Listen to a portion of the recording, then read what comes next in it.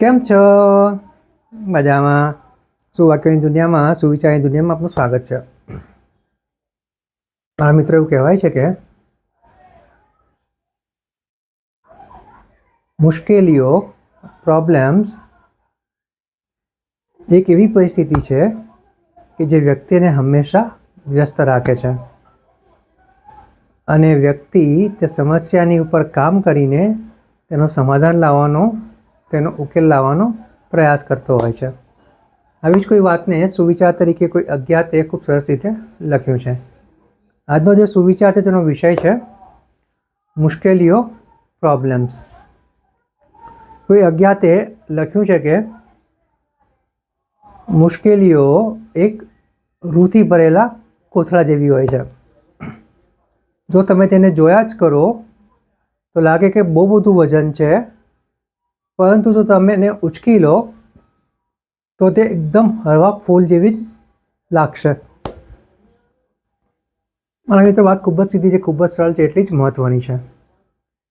આપણને બધાને ખબર છે કે જે કોથળામાં રૂ ભરેલું હોય એ કોથળાને જો માણસ ઉચકે તો તેનું કોઈ જ વજન નથી હોતું, પરંતુ જો તે કોથળાને ઉચકશે જ નહીં, ખાલી દૂરથી જ જોયા કરશે, ફક્ત જોયા કરશે, તો તેને લાગશે કે અંદર ઘણું બધું વજનદાર ભર્યું છે, તેને એકલાથી નહીં ઉચકાય. આવું જ કંઈક મારા મિત્રો મુશ્કેલીઓ સાથે થાય છે, પ્રોબ્લેમ સાથે થાય છે. જ્યારે આપણા જીવનમાં સમસ્યાઓ આવે છે, પ્રોબ્લેમ આવે છે, મુશ્કેલીઓ આવે છે, ત્યારે આપણે એવું બધું વિચારવાનું શરૂ કરી દઈએ છીએ કે આ સમસ્યા તો મારા માટે ઘણી કઠિન છે, બહુ અઘરી છે, હું આમાંથી બહાર નહીં નીકળી શકું. અને એમ જ વિચારીને જેમાં આપણે પેલો રૂનો કોથળો ઉચકવાનો પ્રયાસ નથી કરતા, તેવી જ રીતે આપણે આ સમસ્યાનું સમાધાન લાવવાનો પ્રયાસ પણ નથી કરતા.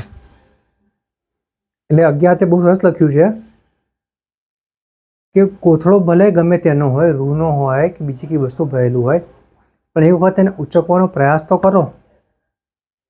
એટલે અહીંયા વાત એવી જ છે કે ભલે સમસ્યાઓ હોય, મુશ્કેલીઓ હોય, પ્રોબ્લેમ્સ હોય, પણ તે મુશ્કેલી સાથે સમાધાન કરવાની જગ્યાએ એ મુશ્કેલીના કોઈ કારણો હોય, મુશ્કેલીમાંથી બહાર આવવા માટેના કંઈ પ્રયાસો હોય, તો તેની ઉપર કામ ચોક્કસ કરવું જોઈએ.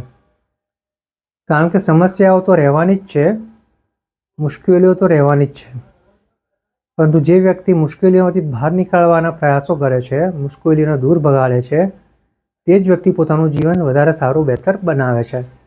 અને જે વ્યક્તિ સમસ્યાઓની સાથે સમાધાન કરી લે છે, તે વ્યક્તિ હંમેશા બેકફૂટ પર જ રહે છે, એટલે હંમેશા તેની અધોગતિ જ થાય છે. તો બસ મારા મિત્રો, આપણે સમસ્યાઓમાંથી, પ્રોબ્લેમ્સમાંથી, મુશ્કેલીઓમાંથી શીખીને આપણા જીવનને ઓર વધારે સારું, બહેતર બનાવવાનો પ્રયાસ કરવો જોઈએ. કારણ કે જ્યાં મુશ્કેલીઓ હોય છે ત્યાં જ વિકાસ હોય છે. Thank you.